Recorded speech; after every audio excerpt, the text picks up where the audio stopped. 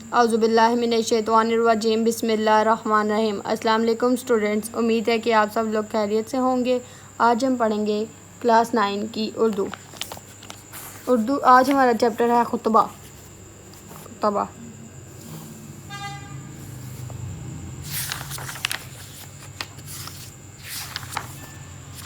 ہم آ جاتے ہیں اس کی مشق پہ۔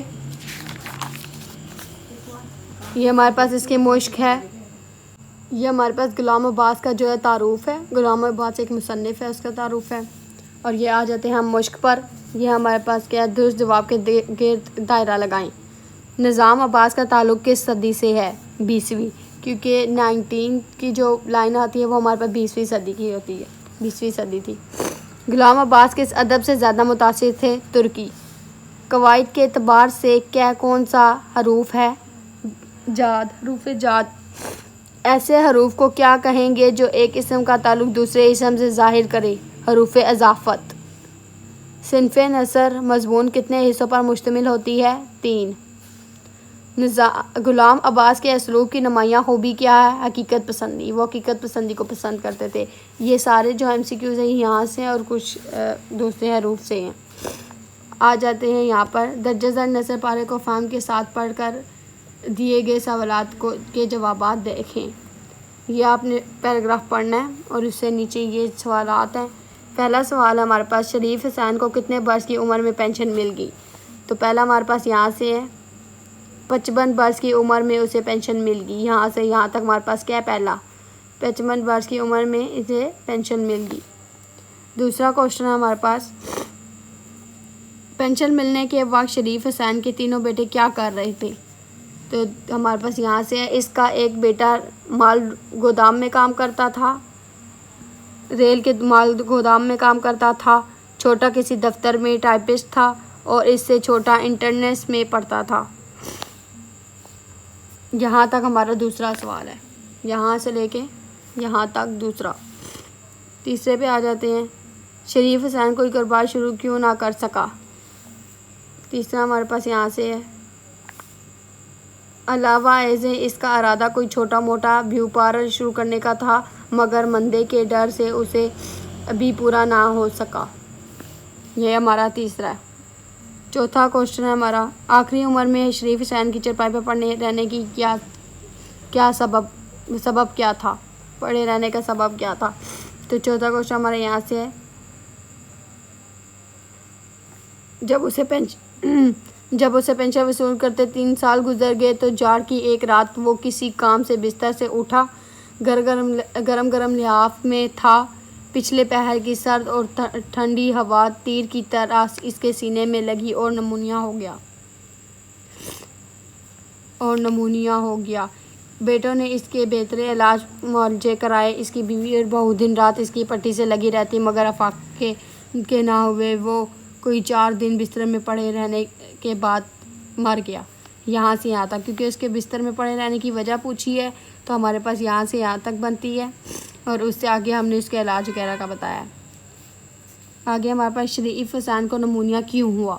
تو یہ ہمارے پاس یہاں سے، جب اسے پینشن وصول کرتے ہوئے 3 سال گزر گئے تو جاڑے کی ایک رات وہ کسی کام سے بستر سے اٹھا، گرم لحاف سے نکلا تھا، پچھلے پہر کی سرد اور تند ہوا تیر کی طرح اس کے سینے میں لگی اور اسے نمونیا ہو گیا۔ یہ ہمارا 5واں کوشچن۔ چھٹا ہمارے پاس، اس کی بیوی اور بہو دن رات اس کی پٹی سے لگی بیٹھی رہی، اس جملے کا کیا مفہوم ہے؟ اس جملے کا مفہوم، اس کا مطلب یہ ہے کہ ان کی بیٹی اور بہو نے ان کی خوب خدمت کی، ان کی دیکھ بھال کی۔ کتنے دن بیمار رہنے کے بعد شریف حسین مر گیا؟ کوئی 4 دن بستر پر پڑے رہنے کے بعد مر گیا۔ یہاں سے یہاں تک ہمارا 6 سوال۔ اس کے بعد آ جاتے ہیں افسانہ پہ۔ لغت میں افسانہ ایک جھوٹی کہانی کو کہتے ہیں۔ ادبی اصطلاح میں یہ ایک ایسی کہانی ہے جو زندگی کے جزو پیش کرتی ہے۔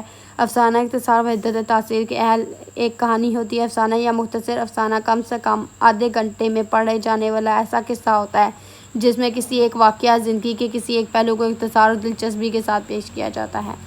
افسانہ ایک ایسی کہانی ہوتی ہے، وہ کچھ کہانیاں افسانے کی سچ بھی ہوتی ہیں اور کچھ جھوٹ بھی ہوتی ہیں۔ تو افسانہ ایک ایسی کہانی ہے جس میں آپ کو وہ دلچسپ کردار کے بارے میں بتاتے ہیں، دلچسپ طریقوں کے بارے میں بتاتے ہیں، جو عام روزمرہ کی زندگی ہوتی ہے، واقعات ہوتے ہیں، اس کے بارے میں بتایا جاتے ہیں افسانے میں۔ افسانے کے اجزاء ترکیبی، پلاٹ، کردار، نقطۂ نظر یا مرکزی خیال، مکالمہ، آغاز و اختتام، اسلوب بیان۔ اس کے بعد آ جاتے ہیں